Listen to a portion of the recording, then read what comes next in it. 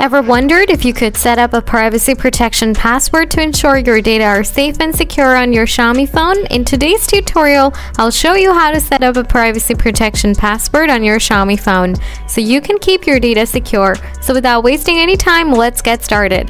Open the Settings app, scroll down and find the Password and Security option. Then tap on it. After that, look for the Privacy Protection Password option and go into it. Now toggle the switch to enable the feature, enter your lock screen passcode, or you might be prompted to create a password. Here, choose a strong and secure password. Then set a pattern password, re-enter the password to confirm, and there you have it. You've successfully set up your privacy protection password on your Xiaomi phone.